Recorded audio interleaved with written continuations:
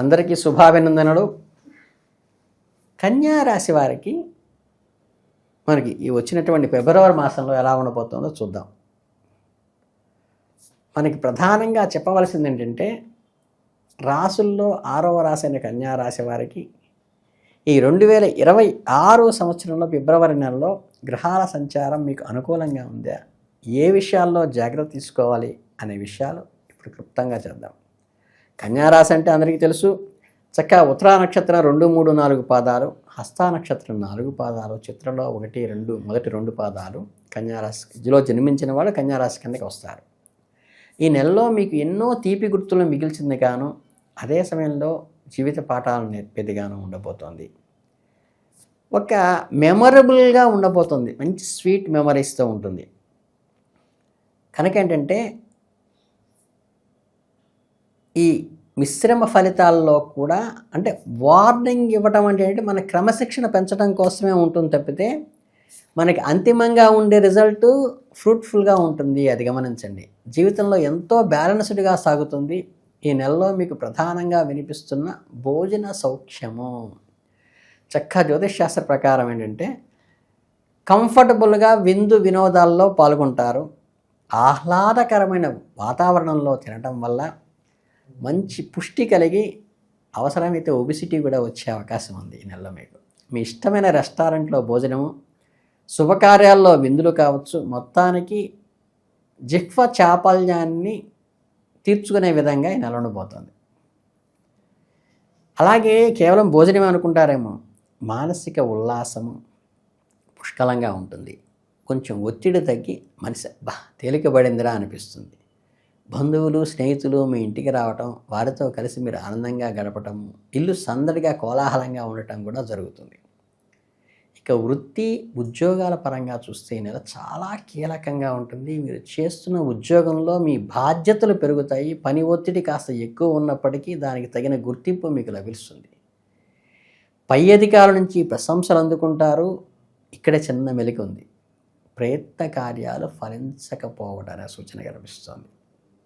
అంటే చాలా ఆశతోనూ ఎంతో కష్టపడి ఒక పని ప్రారంభిస్తారు, అది 90% పూర్తవుతుంది. కానీ ఆఖరి నిమిషంలో చిన్న ఆటంకం వచ్చి ఒక్క మార్క్ వచ్చింటే ర్యాంక్ వచ్చేదే అన్నట్లుగా ఉంటుంది.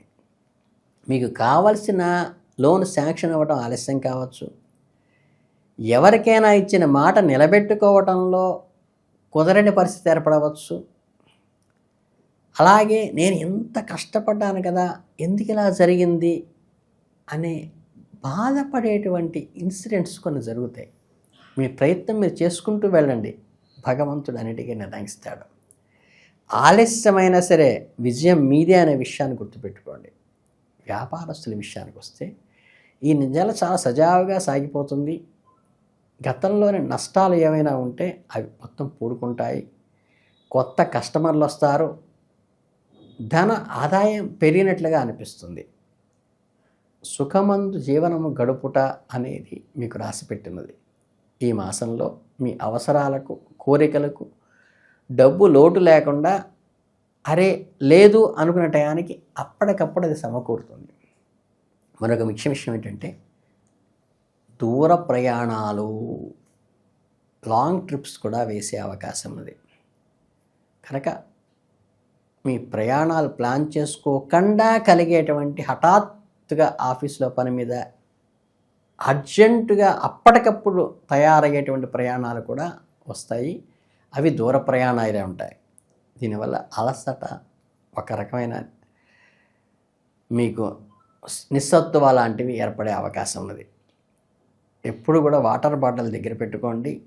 చక్కగా నిరంతరం మీరు హెల్తీగా ఉండటానికి చక్కగా ఫ్రూట్స్ కానీ, ఈ బ్యాలెన్స్డ్ డైట్ అంటే సమీకృత ఆహారం తీసుకోవటం కూడా మీకు చాలా అవసరం.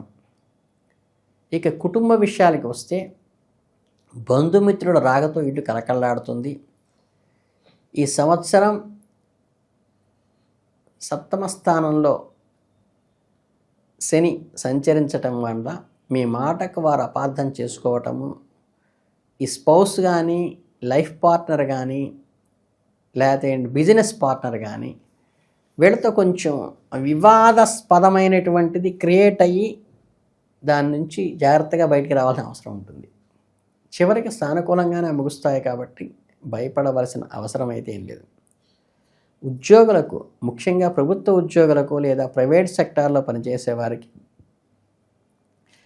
మీకు మీ సబ్జెక్టు మారే అవకాశం ఉంది.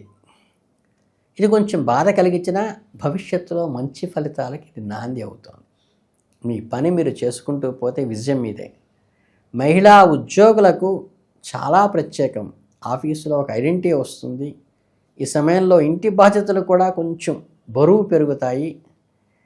కొద్దిగా విపరీతమైన ఖర్చులు కూడా పెరుగుతాయి.